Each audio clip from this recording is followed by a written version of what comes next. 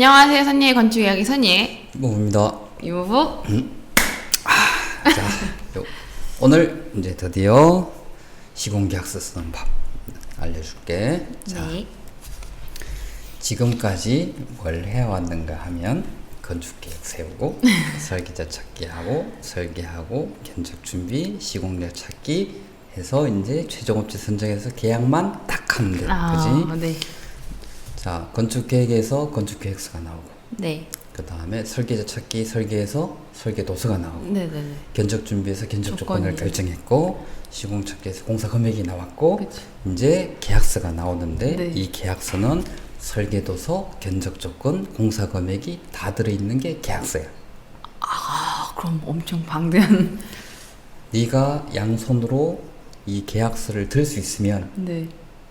계약이 잘못된 거야. 아, 그 정도로. 그렇지, 그 정도야. 이해했어? 네. 음. 엄청난. 자, 그러면 시공은 어떻게 하면 돼? 이제 이 계약에 따라서 계약된 금액으로 계약된 품질로 계약된 기간 내에 공사가 끝나면 돼. 그쵸. 그래서 여기가 분기점인 거야. 네. 네. 부담스러운. 그렇지. 자, 그러면 시공계약서는 어떻게 만들어야 될까? 그건 저는 모르죠. 그러니까 설계할 때 표준계약서 있었지, 그지? 네네. 시공계약도 마찬가지로 국토교통부에서 민간건설공사 표준도급 계약서라는 게 있어. 말이 길지만 안 돼. 계약서. 이걸 쓰면 돼. 보통 이제 대부분 많은 현장에서 네. 시공사가 건설사가 가져오는 계약서를 건축주가 제대로 읽지도 않고 계약을 하는 경우가 꽤 많아. 되게 중요한. 그치, 중요한 거 알지, 너는 알지, 네. 그치? 근데 실제로 현장들 보면은 문제가 생겨서 네. 내가 계약서 좀 보자고. 하면은 없어. 한 장짜리도 본 적이 있어 내가. 계약서 한 장. 그렇게 많은 양인데 근데 한 장짜리 계약서도 본 적이 있어. 할 말이 없네요. 자, 그래서 계약서를 특별하게 만들 능력이 없거나 대부분 없겠지, 그지? 그쵸. 시공사가 주는 계약서를 쓰는 것보다 국토교통부의 민간건설공사 표준도급 계약서를 쓰는 게 좋아. 요거는 이 블로그에다 올려놔. 내가 네. 자료를 줄 테니까.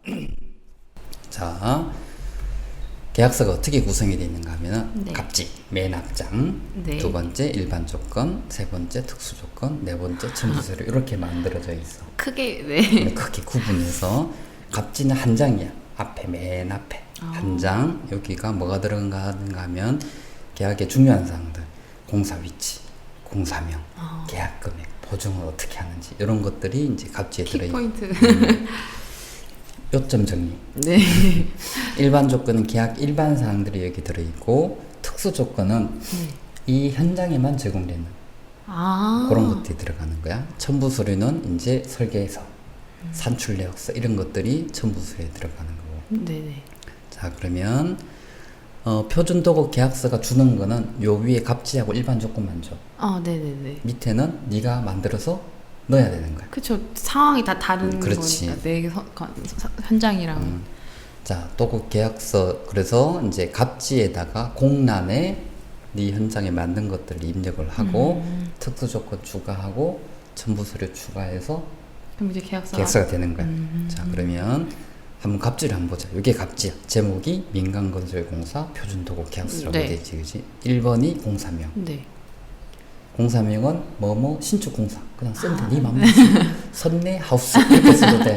네. 보통 어디서 이름을 쓰느냐면 설계 허가를 받을 때 네. 그때도 이제 설계명이 들어가. 공사명이. 네네. 그냥 그걸 그대로 써도 되고 네가 이름을 새로 붙여도 되고. 네네네. 자, 두 번째 공사 장소. 여기는 당연히 현장 주소. 어디. 그렇지, 쓰면 되고. 그 다음에 착공연월이라고 준공연월일은 공사를 시작하고 네. 종료한 날짜야. 네. 이걸 어떻게 할까? 그러게요. 견적 받을 때 공정표를 받는다고 했잖아. 네네네. 그 공정표에 따라서 그냥 착공일, 준공일 쓰면 되는 거야. 네네네. 자, 그리고 계약 금액.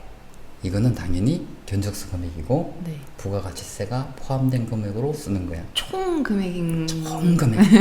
건설사한테 내가 줘야 되는 금액. 토탈 금액. 네네네. 만약에 네가 일반 임대 사업자를 내고 네. 상가를 지었다면 네. 그거는 환급을 받는다고 했지, 그치? 네네네. 돌려받는다고. 그치? 부가세가 포함돼 있지만 나중에. 부가세가 포함된 상태로 시공사 내주지만 그건 내가 나중에 환급을 받을 수 있어. 자, 그리고 계약보증금. 네. 이거 어디서 결정했어? 견적준비에서 네. 이미 다. 계약이행증권 몇 프로라고 정해놨지, 그치? 네네네. 그래서 여기는 금액을 적는 거야. 그래서 공사비 10% 이렇게 적는 게 아니고 공사비 10%이기 때문에 얼마 이렇게 적는 정확하게 10%딱 얼마 이렇게. 그 다음에 성금은 이것도 마찬가지로 견적 준비할 때 이미 결정이 다 된 거야, 그지? 이것도 금액으로 적는 거야. 네네. 그리고 기성부분금 이건 어떻게 준다고 했어? 월 1. 월 1에 주는 거 얼마, 공사만큼, 네네. 그지? 그 다음에 이것도 마찬가지로 견적 준비할 때 얘기를 했던 거야, 그지? 네. 그 다음에 지급자재 품목하고 수량은 이미 견적 결정이 준비할 때 다 한 거야. 네. 그지? 그래서 지급자재 지정공사 목록을 이제 뒤에 첨부를 하면 돼. 이거는 자, 그리고 하자담보책 이것도 마찬가지로 다. 견적 네. 이거는 건설산업기본법에 그냥 따라서 하면 돼. 자, 그리고 지체상금들도 다 준비해서. 견적 준비, 네. 그치? 한 그 다음에 대가지연 이자율도 다. 마찬가지로 견적 아, 그럼 견적 준비 하나 제대로 했으면 채워넣을 게 다 바로 이미 나와. 다 결정된 거야. 네. 이미. 다 채워넣을 수 자, 있는데. 그래서 여기 6번부터 네. 마지막까지는 견적 준비에서 이미 결정된 거예요. 그쵸. 다 채워넣을 수 그렇지. 있어요. 바로. 그리고 3번부터 5번까지는 견적받은 내용이야. 그쵸. 그래서 갑질을 쓰는데 아무 문제가 없어. 그냥 그치? 필기지로 쓸 수 있어요. 이미 다 결정됐던 거고 서로 네. 합의가 건축주가 견적받을 때 이런 조건으로 하겠습니다 했고 건설사가 그 조건으로 견적을 냈기 냈기 때문에 때문에. 여기에 대해서는 이의가 생길 게 전혀 없는 거야. 그쵸. 당연히. 근데 이런 조건을 제시를 안 했다면 이 계약서 쓰는 데만 한 달이 걸리는 경우도 있어. 저 갑자기 한 장 쓰는. 한 장 쓰는데 계약이행증권을 견적받을 때 계약이행증권 달라고 얘기를 안 했다가 네. 견적 다 받고 계약하려고 할 때 네. 계약이행증권 10% 주셔야죠. 건설사 아유 우리는 그런 거 안 줍니다. 아니 계약이행증권 받으시려면 수수료는 건축주가 좀 부담을 해주세요. 이런 얘기들이 계속 나와. 완전 힘들어지. 머리가. 자, 그리고 갑지 밑에 보면 뭐가 있느냐면 민간건설공사 표준도급계약 일반 조건이 네. 있고 그 다음에 특수 조건이 있고 설계서 및 산출 내역서가 이제 뒤에 붙는 거야. 네. 그래서 일반 조건은 국토교통부 일반 조건을 그냥 쓰면 되고 네. 특수 조건은 이제 뭐가 들어가? 지급자재 지급자재 목록, 지정공사 목록, 자재 자재. 목록 요 세 가지를 특수 조건에다 넣으면 되는 거야. 그리고 세 번째 설계서 및 산출 내역서는 설계도면하고 네. 건설사의 견적서 네. 해서 넣으면 돼. 지금 이렇게. 그래서 같이. 그러니까 계약서 이제 인증되는 거야. 네. 갑지, 일반 조건, 특수 조건, 그 다음에 도면, 네. 견적서. 다 인증도가 되는 거지. 자, 그래서 시공 계약은 어떻게 되냐면 설계도서 네. 들어간다고 했지, 견적 조건. 네, 들어갔는데. 그래서 공사 금액 들어가서 네. 계약서가 많아지는 거야. 아, 이제 이해. 이제 이해가 되네. 왜? 아까 왜 이만큼을. 그지. 자, 그런데 이것을 잘 하려면 네. 계약서를 잘 쓰려면 네. 여기 준비가 다 잘 돼야 될 거 아니야, 그지? 네, 그쵸. 이제 사전에 먼저 뭘 잘해야 돼? 건축 계획을. 그쵸. 계획을 잘 세워야지 도서가 잘 나오고. 계획을 잘 세야지 설계 잘 찾을 수 있고. 네. 그리고 설계를 잘 할 수 있고, 설계를 잘해야지 견적 준비를 할 수 있고, 견적 준비가 잘 돼야지 견적을 잘 받을 수 있고, 견적을 잘 받아야지 계약서를 잘 쓸 수 있는. 결국엔 또 처음으로 들어가서 그렇지. 제일 잘해야 되는. 자, 많은 건축주들이 계약을 잘해야 됩니다. 많은 사람들이 정말 계약을 잘해야 돼요. 그래서 계약서를 잘 쓰는 게 중요한 게 아니고 네. 계약서를 잘 쓰려면 이 사전 과정들이 이미 다 준비가 돼야지 계약서를 잘 쓸 수 있는 거예요. 그냥 계약서만 잘 쓴다고 해가지고 되는 게 아니고 그 계약서가 잘 써지려면 미리 다 준비가 돼서. 아이고. 자, 이렇게 계약서를 잘 썼다면 공사는 그냥 따라오고 그렇지, 자연스럽게 따라오는 잘. 자, 그래서 여기 건축 계획부터 시공 계약까지가 준비 단계랍니다. 그래서 준비 단계라고 하는 거야. 준비 단계가 진짜 어마어마. 여기까지 오는데 보통 한 3, 4층 정도 되는 상가주택이나 다세대 같은 경우는 네. 건축 설계자 찾기부터 시공 준공될 때까지 1년을 봐. 그렇구나. 근데 요 준비 단계가 6개월이야. 공사하는 데는 한 5, 6개월 정도 걸리고. 준비 단계가 엄청 큰. 길고 네. 길지만 비용은 적게 들어. 준비 단계가. 그쵸. 설계비는 전체 공사비의 몇 프로 차지를 안 해. 그러니까 이 준비 단계의 작은 비용으로 내가 준비를 한 이 단계를 잘 해야만이 많은 비용이 들어가는 공사 단계에서 문제가 생길 확률을 확 줄이는 거야. 자, 그래서 이제 일반 조건을 볼 건데 조항들이 많아서 네. 다는 설명을 못하고 몇 가지만 예. 설명을 할게. 자, 제1조 총칙. 네. 요건 한번 읽어볼 필요가 있어.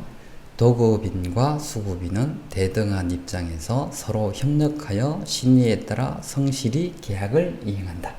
그러니까 말은 알겠는데 도급인, 수급. 자, 여기서 제일 중요한 단어는 협력하여야. 그지? 건축주와 건설사는 협력 관계이고, 네, 네. 그리고 견적 준비 시공자 찾기는 이 협력 관계를 만들어가는 과정이고, 이 최종적으로 계약서를 찍는 만들어진 협력 관계로.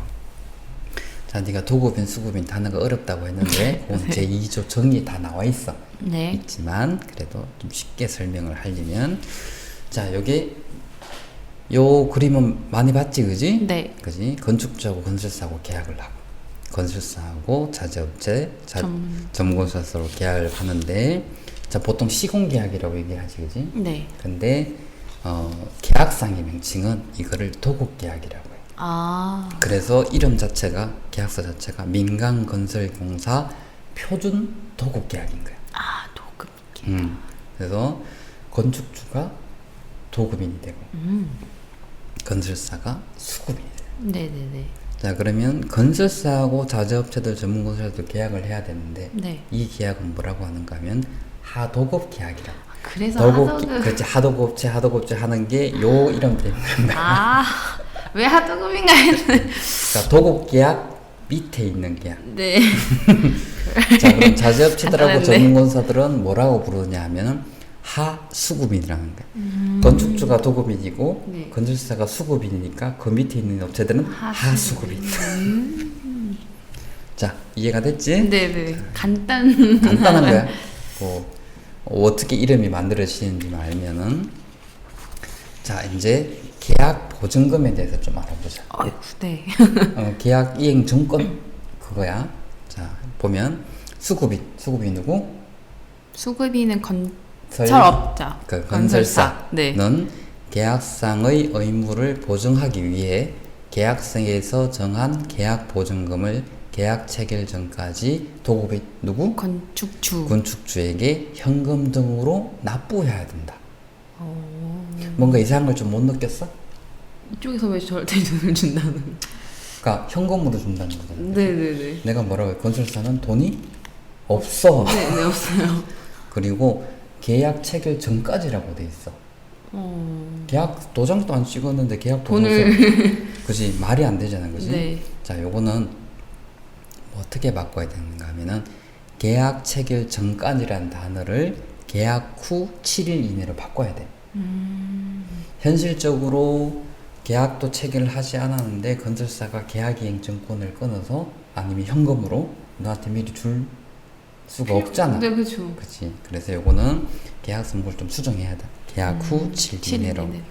자, 이제 현금인데 네. 현금이 없잖아. 그렇죠. 그래서 밑에 보면 계약 보증금은 다음 각 후의 기관이 발행하는 보증서로 납부할 수 있다고 해가지고 공제조합 발행 보증서, 이게 건설 공제조합이야. 그래서 계약서에 계약이행 증권 10%. 현금이 아니고 돈이 없으니까. 자, 그리고 밑에 보면 제34조 1항 각 호의 사유로 계약이 해지 또는 해제되는 경우 제4조의 규정에 의해 납부된 계약 보증금은 도급인에게 기소한다. 어렵지, 그지? 네. 그냥. 그리고 그 초과분에 대한 손해배상을 청구할 수 있다. 그러니까 줄이면 건설사의 책임으로 네. 계약이 해지가 되면 네. 계약 보증서는 계약이행 증권은 건축주한테 귀속이 된다는 얘기야. 건축주는 그쵸. 계약이행 증권이 이제 나한테 넘어왔으니까 돈을 받을 수 있겠죠. 나한테. 이걸 가지고 공제자 측에 가져가면 돈을 주는 거야. 네. 이렇게 되는 거야. 구조가. 자, 간단한데 어렵게. 간단하지만 어렵게 돼 있지. 네. 그래서 이제 정리를 하면 건설사는 계약을 보증하기 위해 계약 후 7일 이내에 건설공제조합의 계약이행 증권을 건축주에게 제출해야 된다. 요 지금 긴 얘기를 딱 줄이면 저렇게. 좋은 말이야. 그치? 간단한. 이렇게 줄이니까. 자, 그 다음에 이제 성금. 성금 정했지, 견적 조건에서. 그치? 네네네. 자, 보면 수급이 누구? 건설사. 그지. 건설사는 성금을 계약 목적 달성을 위한 용도 이외에 타 목적에 사용할 수 없으며 노임 지급 및 자재 확보에 우선 사용해야 된다. 그쵸. 그래서 이제 성금의 목적이 이제 여기 정의가 된 거야. 네네네. 자, 그리고 성금 지급은 수급인의 청구를 받은 날로부터 14일 이내에 지급해야 된다. 그러니까 건설사가 건축주한테 성금 주세요 네. 라고 하면 네네네. 14일 이내에 성금을 줘야 된다는 거야. 제가 이렇게. 네. 자, 그런데 여기 보면 도급인, 건축주는 성금 지급 시 보증서 제출을 건축주가 성금 지급 시 보증서 제출을 요구하는 경우 건설사는 제4조 2항 각호의 보증기관이 누구? 건설공제조합. 네. 그지? 란 보증서를 제출해야 된다라고 돼 있는데 네. 여기도 문제가 있어. 하여야 한다. 계약상에 그러니까 문구가 좀 잘못된 부분이 있는데 네. 여기에 보면은 도급인이 보증서를 요구하는 경우 네. 보증서를 제출한다고 돼 있지, 그지? 네. 그럼 저희 먼저 요구를. 네. 근데 내가 저번에 뭐라고 했어? 성급금 보증서는 건축주가 성금을 지급하기 전에 미리 받아야 된다고 얘기를 했잖아. 네네네. 그럼 그렇지 않으면 보증금을 못 받는다고. 네네. 그치? 먼저 받고 그치. 주라고. 근데 이 계약서에는 그 순서가 없어. 그 명실해. 그치. 그래서 어떻게 바꿔야 돼? 도급인이 성금 지급 시 보증서 제출을 요구하는 경우 수급인은 제4조 2항 각호의 보증기관에 발행한 보증서를 제출해야 된다를 네. 수급인은 네. 건설사는 성금 청구 시 네. 청구시. 도급인에게 제4조 2항의 각호 보증기관이 발행한 보증서를 제출해야 된다라고 바꿔 놓으면 네. 2항에 성금 지급은 수급인의 청구를 받은 날로부터야. 성금 지급을 청구를 받은 날로부터 14일 이내에 지급을 하게 돼 있잖아요. 네. 그렇지? 근데 청구를 할 때 네. 미리 보증서를 제출하고 청구를 하게끔 계약서가 바뀌어야 되는 거야. 순서가. 같이 된 거네요. 본서를 받아온 거니까. 보증서를 먼저 받고. 네네네. 그러니까 건설사가 성금을 청구할 때 성급금 보증서를 먼저 제출하고 청구를 하고 네. 건축주는 14일 이내에 성금을 지급하고 이렇게 해야지 순서가 맞아. 자, 그 다음에 성금은 기성 부분에 대한 대가를 지급할 때마다 다음 방식 의하에 산출한 금액을 정산한다. 요거 기억나? 기성금을 줄 때 성급금 공제를 했잖아, 그지? 네네네. 그 공제하는 방식이 요 계약서에 있는 거죠, 이렇게. 저거 명시해 놓는. 해 있는 거야, 이미. 네네네네. 자. 기성금 얼마 줘? 그리고 도급인은 건축주는 성급을 지급한 경우 다음 각호 1에 해당되는 경우 당해 성금 잔액에 대해서 반환을 청구할 수 있다고 하는데 계약을 해지하지 않는 경우 성금 지급 조건을 위반하는 경우 무슨 얘기냐면은 네. 성금을 네. 건축주가 줬어. 네. 근데 계약이 해지가 됐어. 네. 그럼 어떻게 해야 돼? 돌려. 그치. 줘야죠. 돌릴 수 있는 게 보증서. 그쵸. 그 다음에 성금 지급 조건을 위반한 게 건설사가 성금을 받아서 네. 딴 데 썼어. 내 현장에 안 쓰고. 그럼 그것도 문제가 있는 거니까 그치. 달라고 해야죠. 성금의 목적은 이 현장에서 자재나 여기만 노임 확보를 쓰라고. 쓰라고 네. 준 건데 이걸 네. 다 냈으면 성금의 목적을 위반한 거기 때문에 그때는 성금금 이행정권으로 해가지고 받아낼 수 있다. 이제 이해가 돼? 네. 그래서 계약서에 아까 말한 이 부분은 수정을 좀 해야 돼. 네. 자, 그럼 기성부분금. 자, 여기서 수급인. 건설사는 기성 부분에 대한 검사를 요청할 수 있고 제가 이만큼 이번 달에 이만큼 공사를 했으니까 네. 기성을 검사를 하시고 네. 공사 돈을 주세요 라는 얘기야. 네. 자, 그런데 기성 부분은 제2조 8호의 산출 내역서의 단가에서 산정한다.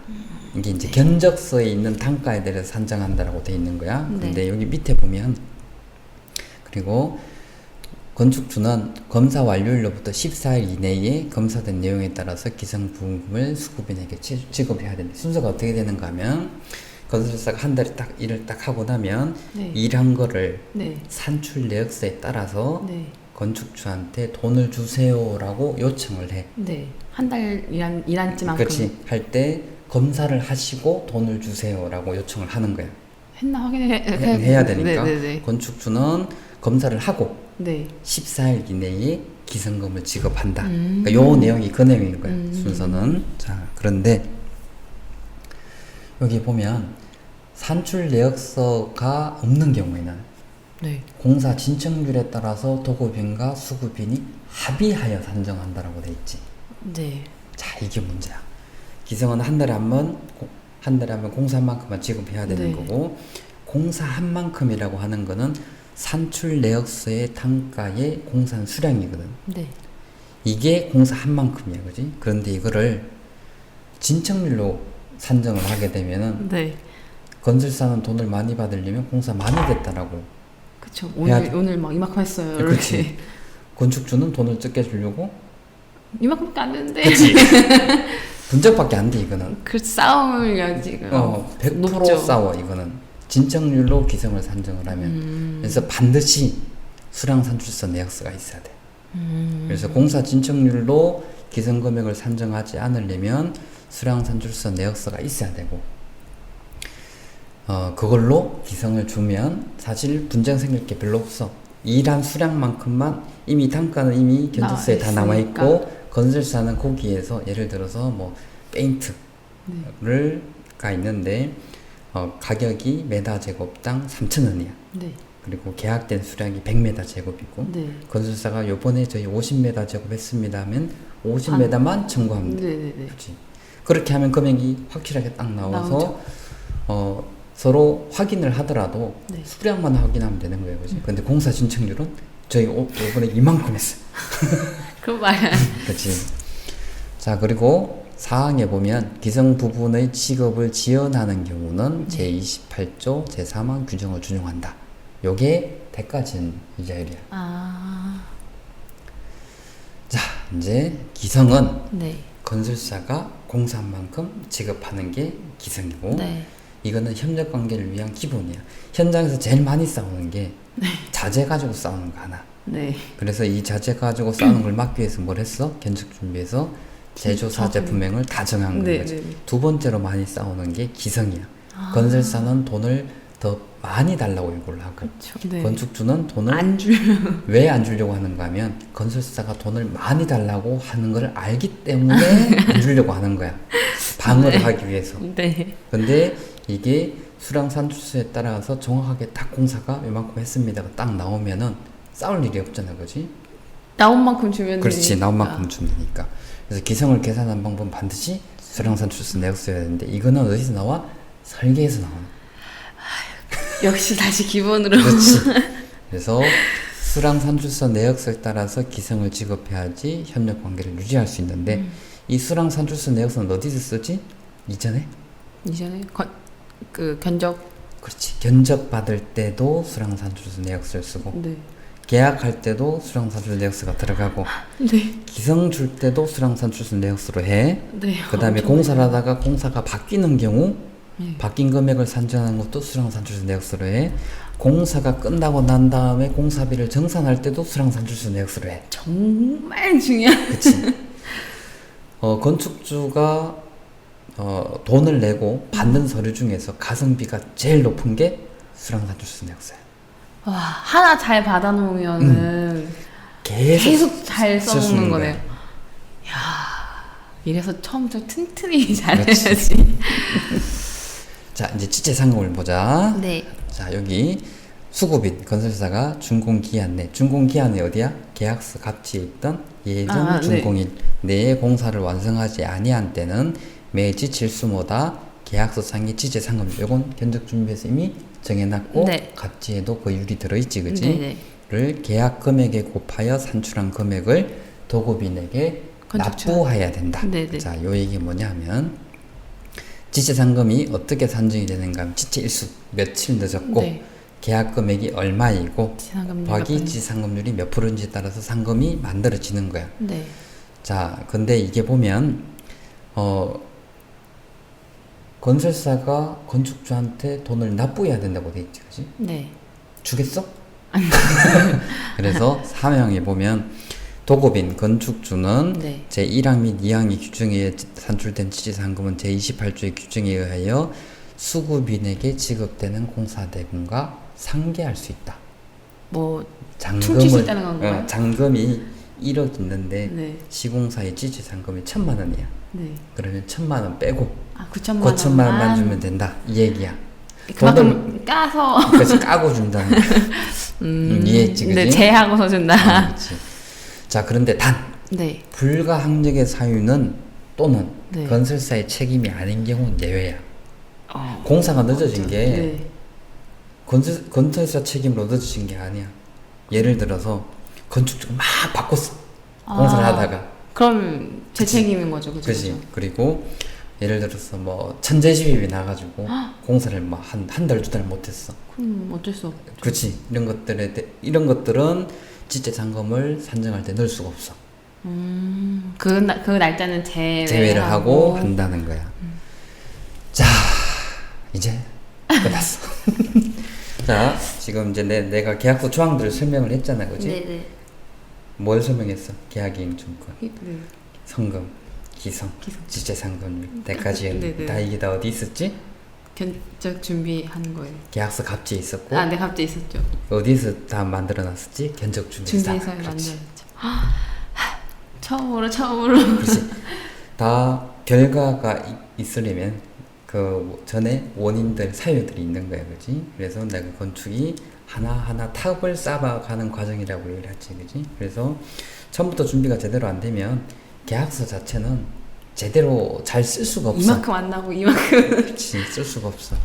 그래서 사실 여기 터닝 포인트거든. 계약 쓰고 나면 이제 공사 들어가는 거야. 실제. 그게 어쩔 수 없이 가버리는. 그렇지. 이제부터는 이제 뭔가가 눈에 보여, 만들어져. 그 전까지는 계속 준비를 한 과정이고. 그래서 이 준비를 얼마나 잘하고 이것들이 계약서에 어떻게 들어있는지에 따라서 앞으로의 공사가 결정이 되는 거야. 네가 공사를 하면서 발짬을 스칠 수도 있고 계약서를 어떻게 쓰는가 따라서 발편이 될 수 있고. 발편이 잘 수도 있고 네. 신면이 늙을 수도 있고 안 늙을 수도 있고 이게 이전에 얼마나 네가 준비를 잘하고 계약서를 잘 쓰는가에 따라서 결정이 되는 거야. 이미 화살이 이 시기가 계약 시기야. 네. 자, 오늘은 여기까지 하고 다음부터는 이제 공사하는 거 이제 요거에 대해서 배워보도록 하자. 수고했어. 네.